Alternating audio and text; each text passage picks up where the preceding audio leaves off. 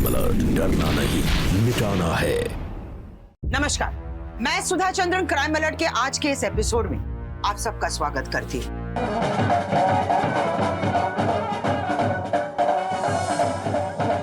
हर व्यक्ति का अपना एक योग होता है जिसे उसे भोगना पड़ता है। इसे ही विधि का विधान कहते हैं। जब तक मेरी साथ नहीं तेरी तो ये दवाइयाँ क्या ही असर करेंगी। मैं अनाथ आश्रम से किसी बच्चे को गोद ले लेता हूँ। नहीं नहीं बेटा, किसी और का खून नहीं बेटा।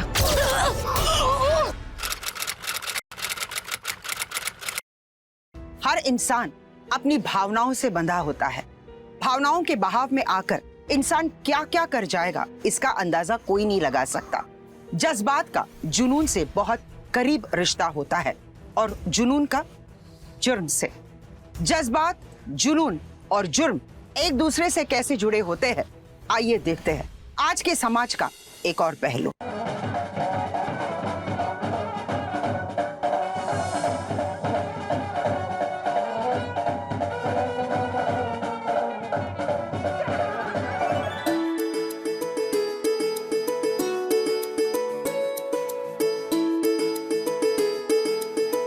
चलिए अब वरमाला के लिए वर वधू खड़े हो जाइए।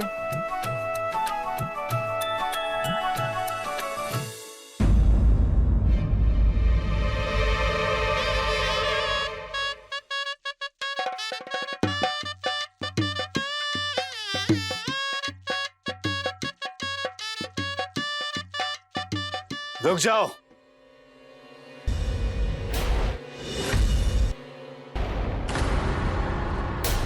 मेरी बहन का हक किसी और को दे रहे हो। अगर ये शादी हुई ना, यहीं जिंदा दफना दूंगा तुमको।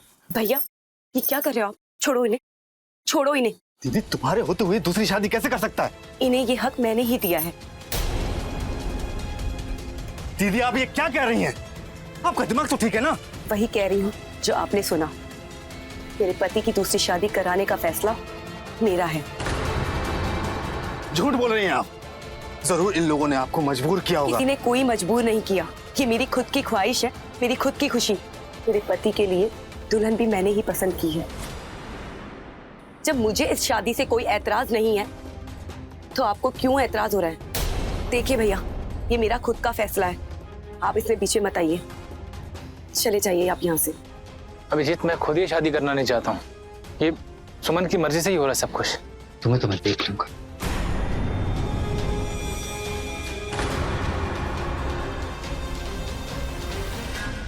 पंडित जी, फेरे शुरू करिए।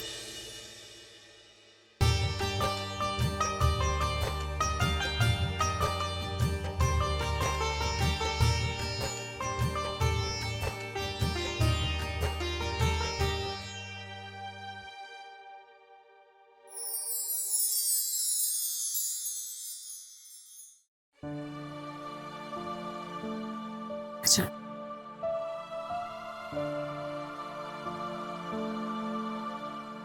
बैठो। अपने हाथों से सजाया है मैंने ये कमरा तुम्हारे लिए। कल तक तो ये मेरा कमरा था, लेकिन अब ये तुम्हारा कमरा है। कल तक तो आपके पति भी आपके ही थे, अब वो मेरे भी पति हैं। तुम्हें इस घर में किसी भी चीज की कोई भी जरूरत होगी ना, तो तुम मुझे बताना। तुम यहाँ मेरी बहन बनकर आई हो। अच्छा, तुम बैठो, मैं उन्हें लेकर आती हूँ।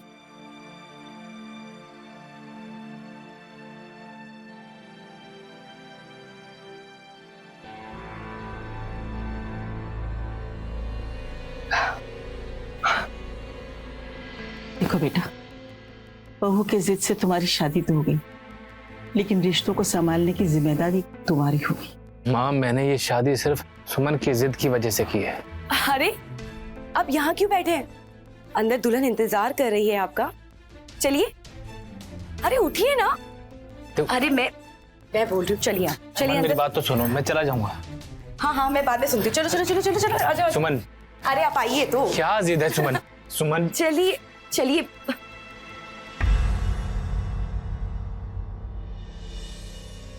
चलिए।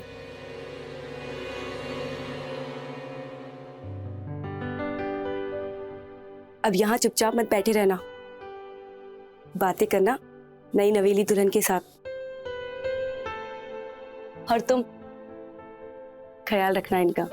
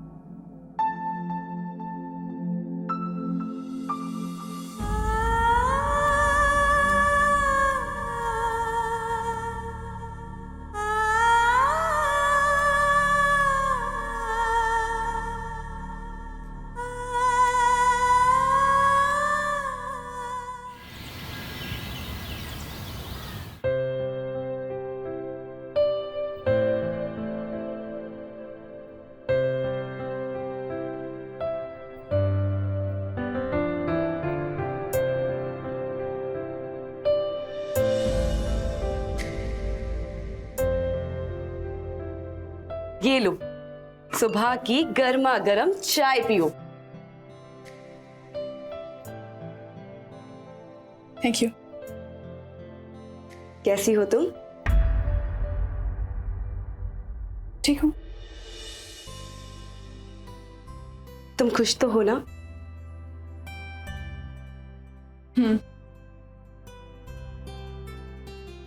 पता नहीं वो तुम्हारे साथ कैसे पेश आए होंगे। देखो पूर्वी, अब तुम्हें भी ना उनका दिल जीतने की कोशिश करनी होगी, तभी तो हम सबकी ख्वाहिश पूरी होगी। देखना, वो दिन भी दूर नहीं होगा जिस दिन तुम्हारी गोद में एक नन्हा मुन्ना बच्चा खेलेगा।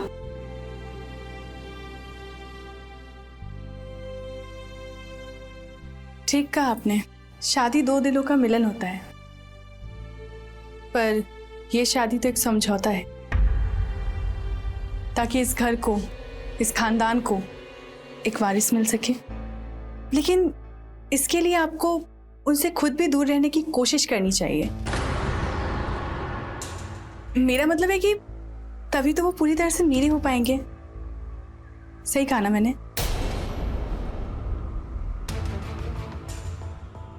ठीक कह रही हो तुम। एक और बात, मुझे ना सुबह जल्दी नाश्ता करने की आदत है, तो नाश्ता तैयार है, मैं लेकर आती हूँ। एक सेकंड रुकिए।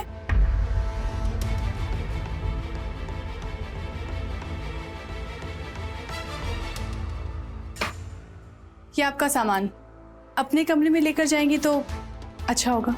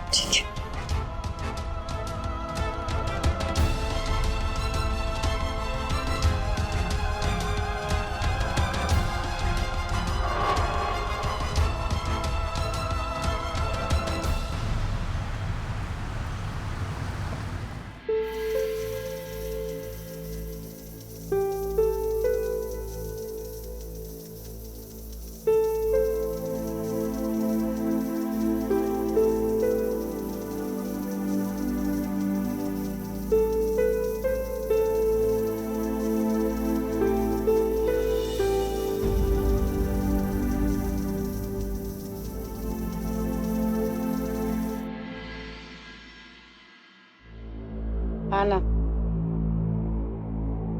हाँ, रख दो।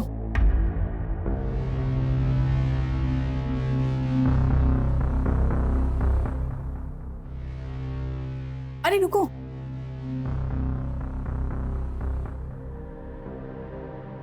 पानी ला दो।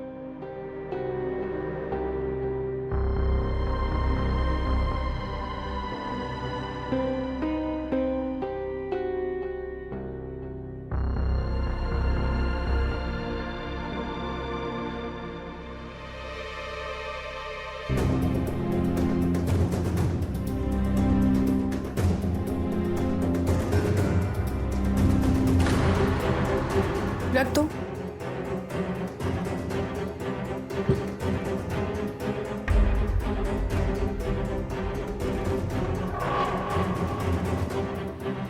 जाओ।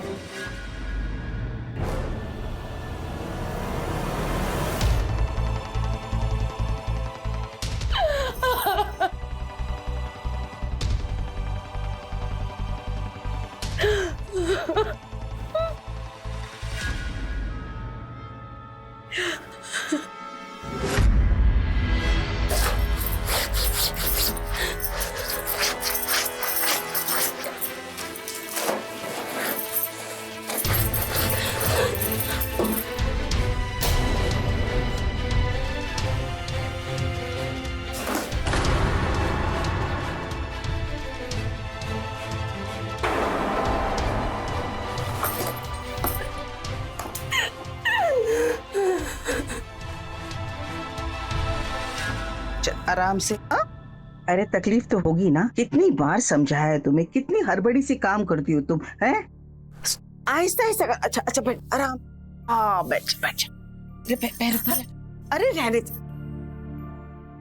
ये वाला पैर है ना? हाँ? अभी बाम लगाती हो, एकदम ठीक हो जाएगा।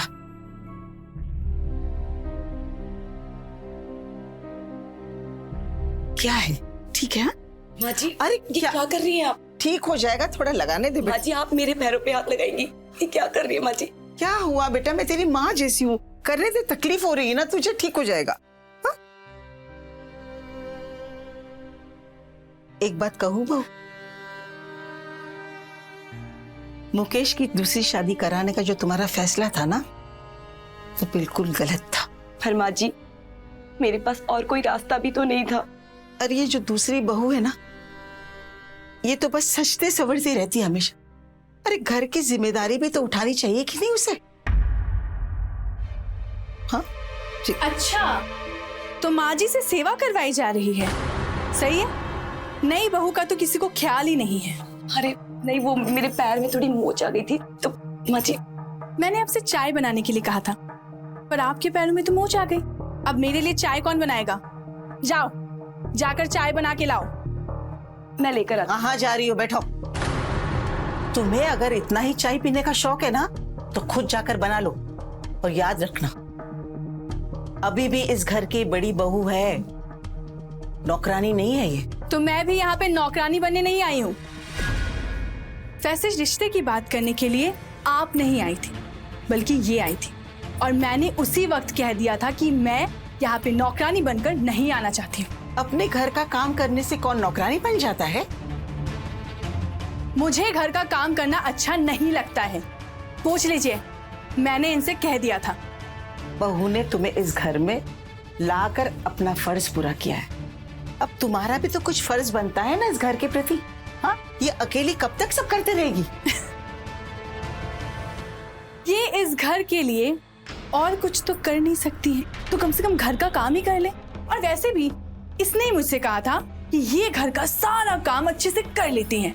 अगर आपको इनका काम करना बुरा लगता है तो आप खुद कर दीजिए। जुबान संभाल कर बात करो। आज तक मेरी इस बहू ने कभी मेरे साथ इस तरह से मुंह नहीं चलाया है। तो मैं क्या करूं? इन्हें अगर घर का काम करना अच्छा नहीं लगता है तो ये जहां जाना चाहे वहां चली जाए, फिर मैं देखती हूँ इस घर का पूरा काम कौन करता है। तो तुम ये कहना चाहती हो कि इसे घर छोड़कर जाना चाहिए, यही कहना चाहती हो ना तुम? क्या हुआ माँ? समझा इसे, मुझे ताने देती है ये। अगर इसके रंग ढंग मुझे पहले नजर आते ना, तो कभी मैं इस घर में ले नहीं आती इसे। लेकिन अब तो आ चुकी हूँ, अब समझना आपको होगा। आप हमारे बीच में ना आए तो ही अच्छा है। देख लो, ये घर का कोई भी काम नहीं करना चाहती है। अरे इन्हें काम करने से बहुत तकलीफ है। अब तुम ही देखो तुम्हें क्या करना है।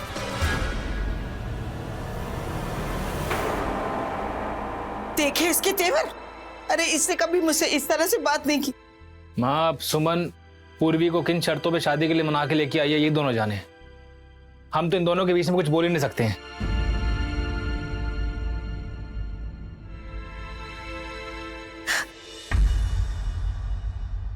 अरे ये क्या कर दिया तूने बहू, क्या कर दिया? माँ जी, आप दुखी मत होइए। ये सच है कि पूर्वी को मैं उसकी शर्तों पर लेकर आई थी यहाँ। अब मुझे उसकी सारी शर्तें माननी ही होगी। आप परेशान मत होइए माँ जी। सुमन को यही लग रहा था कि शादी के बाद पूर्वी सुमन को वो प्यार, वो सम्मान देगी, लेकिन यहाँ तो सब कुछ उल्टा ही हो रहा था। शादी के बाद सुमन का पति मुकेश अब पूरी तरह से पूर्वी की मुट्ठी में था। अब तो वो सुमन को नजरअंदाज भी करने लगा था, क्योंकि अब मुकेश के लिए सब कुछ सिर्फ और सिर्फ पूर्वी थी, जिसका पूरा फायदा अब पूर्वी उठाने लगी थी। लेकिन यहाँ सबसे बड़ा सवाल ये उठता है कि आखिर सुमन ने अपने ही पति की दूसरी शादी क्यों करवाई? क्यों अपने लिए अपने ही घर में एक सौत लाकर उसने बिठा दिया? आखिर ये शादी किन हालातों में, किन शर्तों में हुई थी? आइए देखते हैं। बस हो गया। साइंस ने कितनी तरक्की कर ली है। साइंस के पास हर प्रॉब्लम का सॉल्यूशन है, हर बीमारी का इलाज है। कोई माँ बनना चाहे तो भी। ये हम अच्छे से जानते हैं कि साइंस ने कितनी तरक्की कर ली है, कितनी नहीं। ये लीजिए आपके पैसे। थैंक्स। और सुनिए, डॉक्टर से बोलिएगा कि हम जल्दी आके मिलते हैं। जी।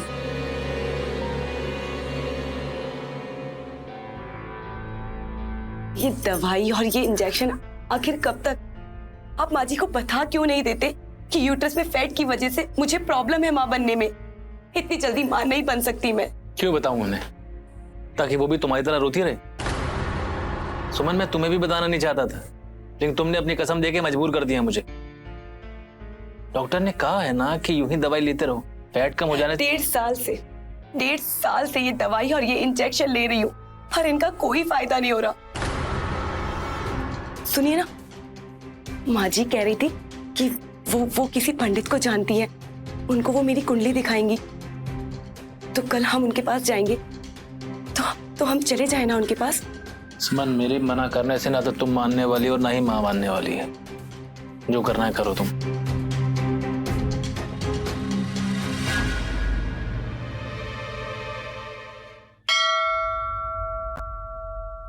पंडित जी, बहुत दिन से सोच रही थी कि आपसे भेंट कर लूं, लेकिन योग ही नहीं बन पा रहा था। देखिए, आज महादेव के दर्शन भी हो गए और आपसे भेंट भी हो गई। पंडित जी, ये है हमारी बहू सुमन। मैं इसके बारे में आपसे बात करने आई हूँ। ये इन्हीं की कुंडली है ना? जी हाँ पंडित जी। पंडित जी, बाबूजी ने आपको बुलाया है। मैं वहां जाकर करूंगा भी क्या? आप बाबूजी से बात कर लीजिए, उनके दिल को तसल्ली मिलेगी। ठीक है, तुम महादेव की पूजा कर लो, मैं बाद में आता हूँ। जी पंडित जी।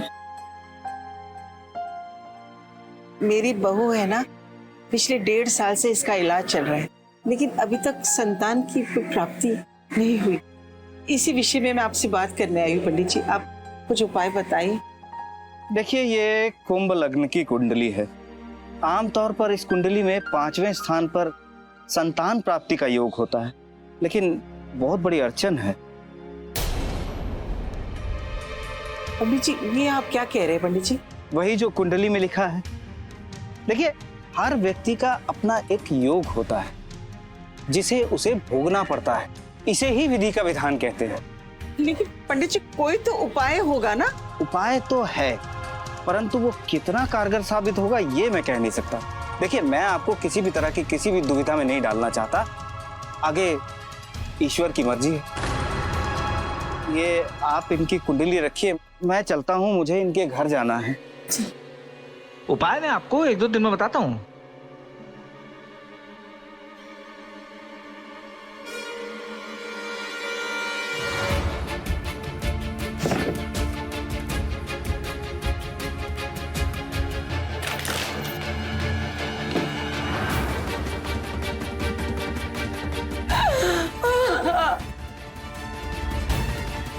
सुमन, क्या है?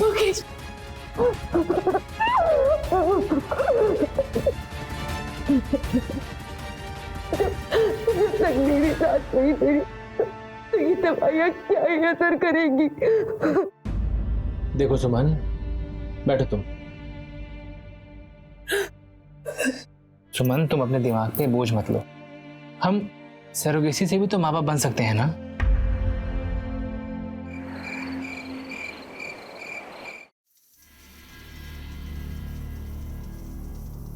देखो माँ, इस बारे में सुमन से बिल्कुल बात मत कीजिएगा। उसे कुछ भी बताने की जरूरत नहीं है आपको। लेकिन बेटा 14 लाख कहाँ से आएंगे? आ जाएंगे माँ, कहीं से भी आएंगे। इस घर को गिरवी रख दूंगा मैं। हाँ, लेकिन डॉक्टर ने कहा है सरोगेसी के लिए कम से कम 14 लाख रुपए लगेंगे ही लगेंगे। लेकिन बेटा हमारे पास कोई और जमीन जायदाद भी तो नहीं है जिसे बेचकर हम पैसों का इंतजाम कर सके। तो माँ मैं क्या करूं? आप भी हर समय बच्चा बच्चा करती रहती हैं। सुमन को भी दिन रात बस बच्चे का ही ख्याल रहता है। माँ, एक दूसरा रास्ता है। मैं अनाथ आश्रम से किसी बच्चे को गोद ले लेता हूँ। नहीं बेटा, मैं चाहती हूँ कि बच्चा तुम्हारा और सुमन का ही हो, ताकि हमारा खानदान आगे बढ़े। किसी और का खून नहीं बेटा। हाँ, फिर कहाँ से लाऊं बच्चा? कहाँ से आएगा बच्चा? दूसरी शादी कर लूं क्या? फिर खुश रहेंगी आप? वो भी तो नहीं कर सकता हूं ना मैं सुमन का हक किसी और को नहीं दे सकता हूं माँ। सरोगेसी के लिए ये घर भी बेचना पड़ेगा ना, तो भी बेच दूंगा मैं। सुमन से कुछ ना कहना। अच्छा चलो, आता हूं मैं।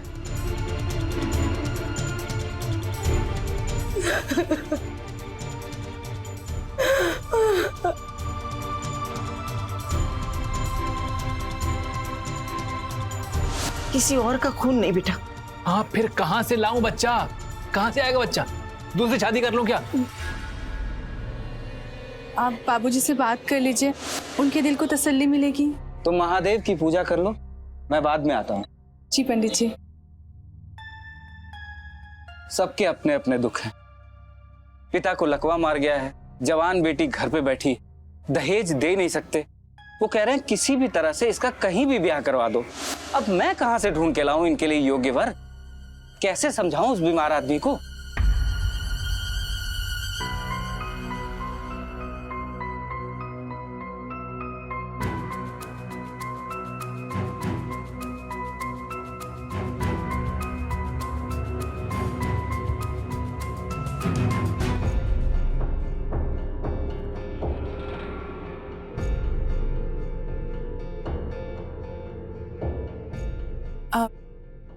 आपने मुझे बुलाया था?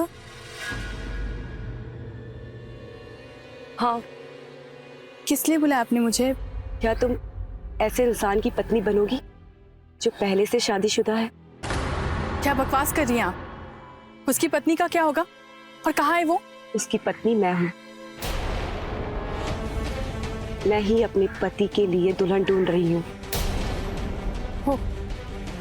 शायद आपको मेरी मजबूरियों का पता है, वरना आप ऐसी बात नहीं करती।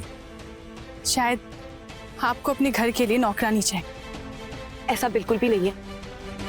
तुम्हारा सारा काम मैं ही करूंगी, तुम्हें कुछ भी करने की जरूरत नहीं है। फिर आप अपने पति की शादी क्यों करवाना चाहती हैं?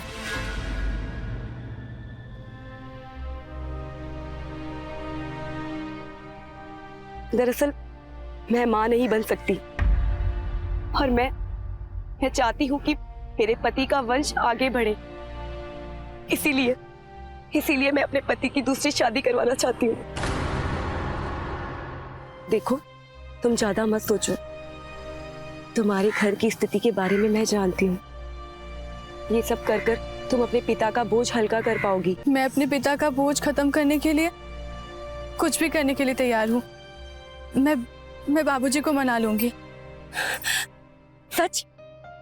या तुम शादी से पहले अपने सारे मेडिकल चेकअप करवा लोगी?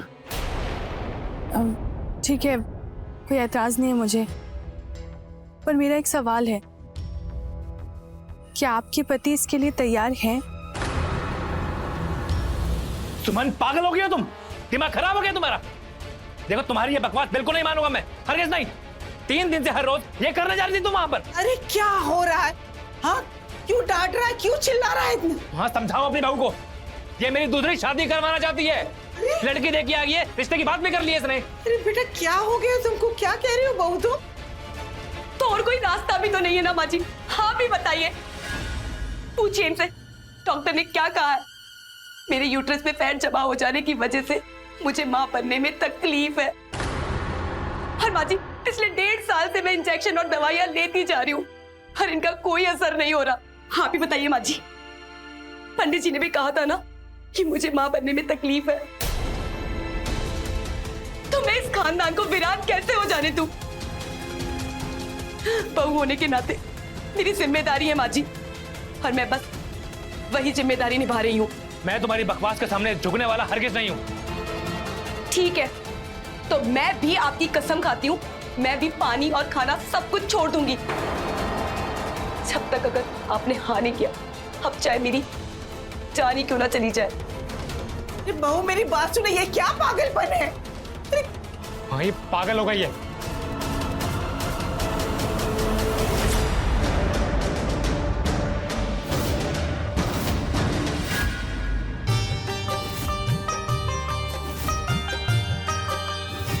फैसले दो तरीके से लिए जाते हैं। एक फैसला वो जो दिल से लिया जाता है, लेकिन कुछ फैसले दिमाग से भी लिए जाते हैं। सुमन का ये जो फैसला था, उसने अपने दिल से लिया था, और इस फैसले में ना ही उसने किसी को शामिल किया और ना ही किसी की सलाह ली। यहाँ तक कि अपने खुद के भाई अभिजीत को भी इसके बारे में कुछ भी नहीं पता था, क्योंकि सुमन को अपने पति मुकेश के प्यार और वफादारी पर पूरा भरोसा था। लेकिन क्या उसका ये भरोसा कायम रह पाएगा? सुनिए, कभी तो मुझसे भी बात कर लिया करो। अब तो ऐसा लगता है जैसे आपने आंखें ही फेर ली। सुमन, मैं तुमसे बात करके पूर्वी को नाराज नहीं कर सकता हूँ। हमारी शादी तुमने करवाई है ना, तो अब समझदारी भी तुम्हें ही दिखानी होगी। क्यों? पूर्वी ने मना किया है मुझसे बात करने के लिए? कसम दी है आपको? ऐसे ही समझ लो। उसने कसम दी और आपने मान ली? मेरी मजबूरी है सुमन। तुम यहाँ क्या कर रहे हो? मैंने कहा था ना, इससे बात करने की जरूरत नहीं है। तुम होती कौन हो मुझे इनसे बात नहीं करने पर रोकने वाली? इनकी पत्नी। तुम इनकी पत्नी हो तो मैं कौन हूं? आप कभी पत्नी थी, पत्नी का अधिकार आपने मुझे दे दिया है। वैसे मैं ये सोच रही हूँ कि आप इस घर में है क्यों? बहू होने की जिम्मेदारी तो आप निभा नहीं सकती, तो यहाँ पे पड़ी क्यों है? इस घर पे बोझ क्यों बन रही हैं?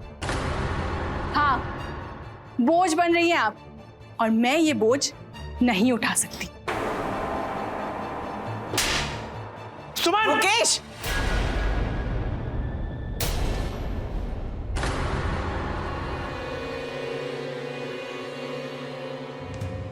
देखा, इसने मुझ पर हाथ उठाया है। तुम्हें फैसला करना होगा, इसे तलाक दो और इस घर से दफा करो, ताकि ये कभी यहाँ पे आने की सोच भी ना सके। तुम्हें मैं इस घर में इसलिए नहीं लेकर आई थी कि तुम मुझे इस घर से निकालो। तुम हो ही इसी लायक। तू चुप क्यों खड़ा है? उसे समझा, ये इस घर से नहीं जाएगी। हाँ, मैं क्या समझाऊं, किसे समझाऊं? देखिए, अच्छा यही होगा कि सुमन हमेशा के लिए अपने भाई के घर चली जाए। जो भी मुआवजा होगा मैं दे दूंगा उसे। मुआवजा? बिना तलाक मुआवजा कैसा? इसे तलाक दो ताकि ये दोबारा यहाँ आ ना सके। पूर्वी जब दुल्हन बनकर इस घर में आई तो उसके दिल में क्या चल रहा था, इसके बारे में किसी ने नहीं सोचा था। लेकिन यकीन मानिएगा, जुर्म की एक भयानक जमीन तैयार हो रही थी। आइए देखते हैं। मैं उसे इस घर में बर्दाश्त नहीं कर सकती। उसे मेरी आंखों के सामने से दूर करो। तुम ये डिसाइड करो, उसे इस घर से निकालना है या फिर इस दुनिया से।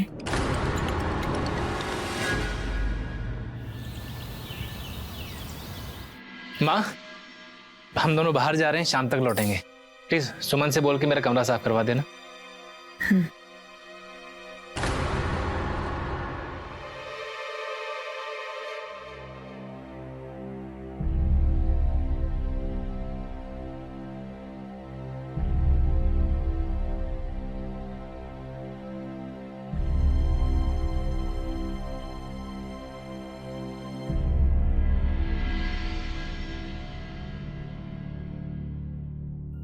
ये शायद गिफ्ट भूल गए।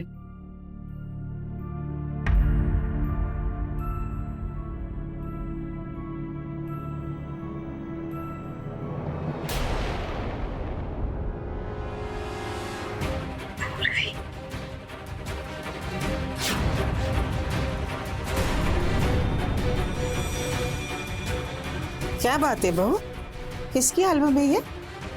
माँ जी, हाँ, ये पूर्वी की बहन की शादी का एल्बम है। वो तो 2 साल पहले हो गई थी ना बेटी। माँ जी, लेकिन इस तस्वीरों में मुकेश भी पूर्वी के साथ है, देखिए। क्या? अरे ये 2 साल पहले की शादी में ये पूर्वी और मुकेश क्या कर रहे हैं? क्या वो दोनों एक दूसरे को पहले से जानते थे? यही तो मैं सोच रही हूँ माँ जी कि मुकेश और पूर्वी एक दूसरे को पहले से ही जानते थे, तो इन्होंने कभी बताया क्यों नहीं? और तुमने जब उन दोनों को पहली बार मिलाया तभी भी वो दोनों एक दूसरे के लिए अनजान बनकर ही मिले थे। ये क्या देख रहे हैं आप लोग? ये 2 साल पुराना एल्बम है। इसमें पूर्वी और तुम एक साथ। क्या तुम पूर्वी को पहले से जानते हो? अरे माँ, आप भी ना कुछ भी बोलती हैं। वो 2 साल पहले एक दोस्त मुझे शादी पे ले गया था। शादी पे तो हर कोई किसी न किसी के साथ फोटो खिंचवाता ही है ना। वही है। आप भी ना कुछ भी सोचते हैं।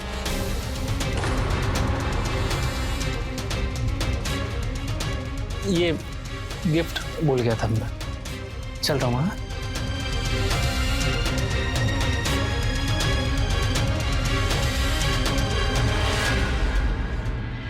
आखिर सच क्या था? क्या मुकेश और पूर्वी पहले से एक दूसरे को जानते थे? क्या ये कोई जाल था मासूम सुमन को फंसाने के लिए? शादी करने के बाद जैसे ही पूर्वी इस घर के अंदर आई, वो सब पर अपना अधिकार जताने लगी। सुमन को इस घर से बाहर निकालने की पूरी तैयारियां हो गई थी। जिस तरह से पूर्वी के हाव भाव बदले, इससे तो यकीन हो ही जाता है कि मुकेश और पूर्वी पहले से एक दूसरे को जानते थे। सिर्फ जानते थे या फिर बात कुछ और थी? सीधी और सरल दिखने वाली इस कहानी की सच्चाई क्या थी? आइए देखते हैं। तुमने इतना टाइम क्यों लगा दिया? पूर्वी, तुमने वो एल्बम बाहर क्यों रखा? एल्बम? अच्छा, तुम परेशान मत हो, हमारी शादी तो हो चुकी है ना। अब वो तुमसे खुद तलाक मांगेगी और इस घर से जाएगी। पूर्वी, तुम्हारे इस बर्ताव के कारण माँ और सुमन दोनों को ऐसा लग रहा है कि हम सुमन को घर से बाहर निकालना चाहते हैं। इतना आसान नहीं होगा। तस्वीर देख ली उन लोगों ने, हमारी मुश्किलें और बढ़ गई। पता नहीं वो लोग क्या सोच रहे होंगे। अब चीजों को अंदर रखा करो। बैठो।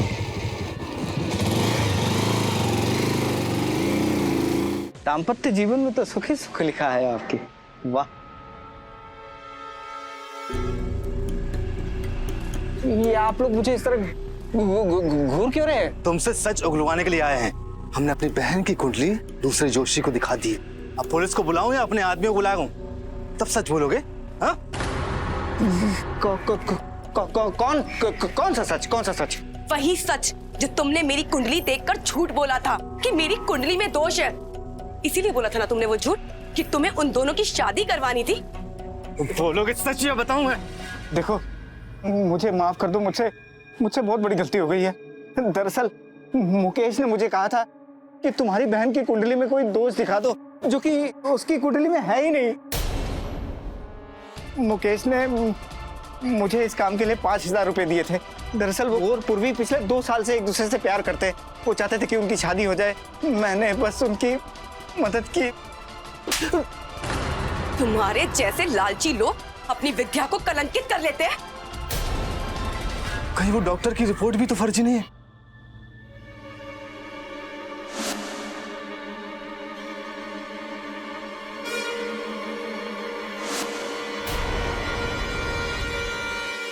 मुझे ना आपसे कुछ पूछना था। हाँ बोलिए ना।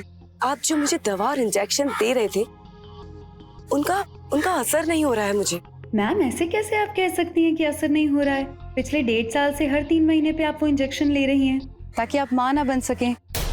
और ऐसा तो कभी हुआ नहीं कि कभी प्रेगनेंसी ठहर गई हो। तो फिर आप ऐसा कैसे कह सकती हैं कि इंजेक्शन का असर नहीं हो रहा है? मैडम, लेकिन वो तो मेरे यूट्रस के फैट को खत्म करने के लिए दिए जाते थे ना, जिससे मैं माँ बन सकूं। मैडम क्या बात कर रही हैं आप? वो इंजेक्शन तो वो औरतें लेती हैं जो कभी माँ नहीं बनना चाहती। इससे प्रेगनेंसी ठहरती नहीं है। और आपके पति ने बताया था कि आप माँ नहीं बनना चाहती, इसीलिए तो वो आपको ये इंजेक्शन दिलाते थे। आप जा सकती। जी। जी चाहता है अभी जाके गोली मार दूं उसे।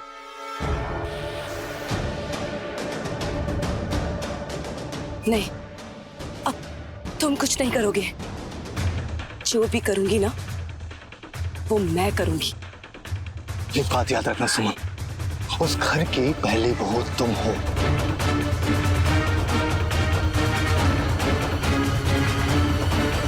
शादी तो बहुत अच्छी लग रही थी, तुमको ले लेनी चाहिए थी। मैं सोच रही हूँ ले ही रही। माँ, सुमन कहाँ सो रहा ना, हमारे लिए चाय बना देगी। वो अभी तक आई नहीं है। कहाँ गई है? कहीं हमेशा के लिए अपने भाई के घर तो नहीं चली गई है?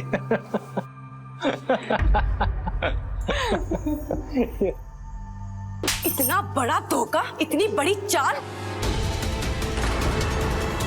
सिर्फ इससे शादी करने के लिए। मन क्या बकवास कर रही हो तुम? अरे बहू क्या बोल रही हूँ? कैसा धोखा, कैसी चाल? पूछिए माँ जी इससे। इसने मुझे अब तक जो इंजेक्शन और दवाइयां दी है ना, वो इसलिए नहीं दी कि मैं माँ बन सकूं, बल्कि इसलिए देता था कि मैं कभी माँ ना बन सकूं, बांझ रह जाऊं।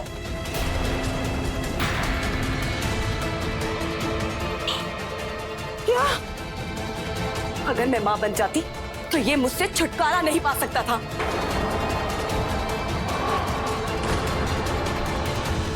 अरे बाजी, इसने तो उस पंडित को भी खरीद लिया। उसने कहा था कि मेरी कुंडली में दोष है, मैं कभी माँ नहीं बन सकती, और वो सब इसलिए किया था कि मैं इसकी शादी पूर्वी से करवा दूं।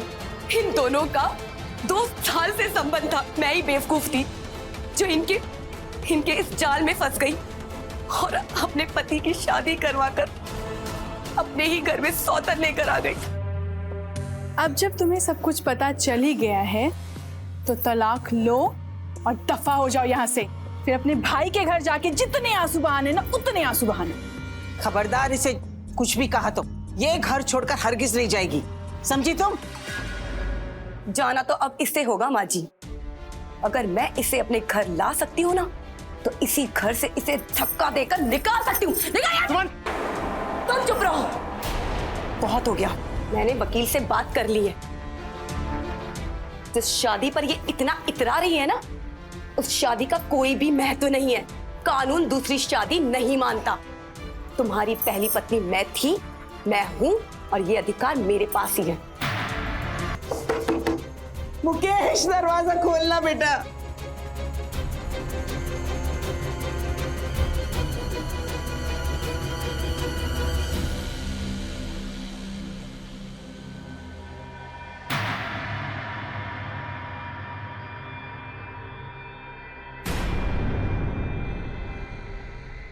अब क्या करना है? करना क्या है? इसे इसके कमरे के पंखे से लटका देते हैं। कोई तुमसे पूछेगा ना तो तुम कह देना कि तुम्हारी दूसरी शादी की वजह से ये बहुत दुख में थी और इसी दुख में इसने आत्महत्या कर ली। ठीक है, चलो। हाँ।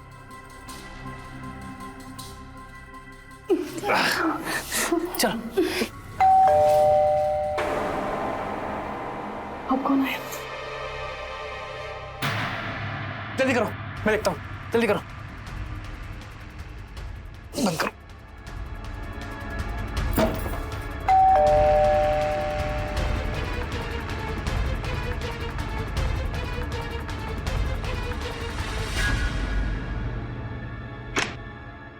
सर, कावेरी कौन है? मेरी माँ है सर। सर क्या बात है सर? उन्हें बुलाइए, उनका फोन आया था हमारे पास। हाँ, इंस्पेक्टर साहब। वैसे इस घर की बहू कौन है? सर, मैं हूँ। अच्छा, आपका नाम ही सुमन है? नहीं, पूर्वी है। तो सुमन कौन है, कहाँ है? मुकेश, दरवाजा खोलना बेटा।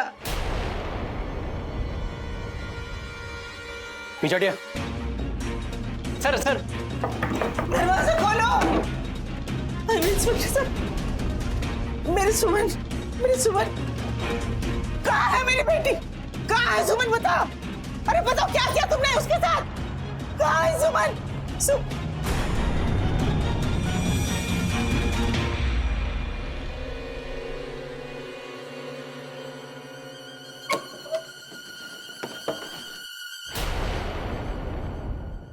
सुमन, सुमन, सुमन, बेटा बेटा आंखें खोलो, आंखें खोलो बेटा।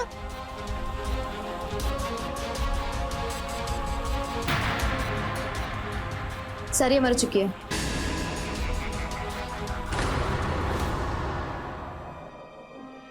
इंस्पेक्टर साहब, ये दोनों ने मिलकर इसे मार दिया है। इन दोनों ने मारा है। रुको, बोल बोल ताकि लगाऊं।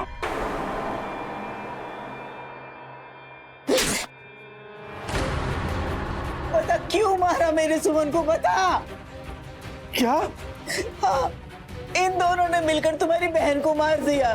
सुमन, तूने अपना ही खानदान तबाह कर दिया बेटा। तूने कभी उसे औलाद पैदा करने नहीं दिया। अब ईश्वर तुझे कभी औलाद पैदा करने नहीं देंगे। तुम दोनों सड़ोगे जेल में जीवन भर के लिए। अरे तुम्हारा ये नाजायज रिश्ता हमारा पूरा खानदान तबाह कर दिया है। लेकिन जिस खानदान में तुम जैसा बेटा हो ना, उसे तो खत्म होना ही है। ले जाइए इंस्पेक्टर साहब इन दोनों को। ले जाओ दोनों को। चेहरा भी नहीं देखना चाहती, ले जाइए। पुलिस टीम और एम्बुलेंस भेजो फास्ट।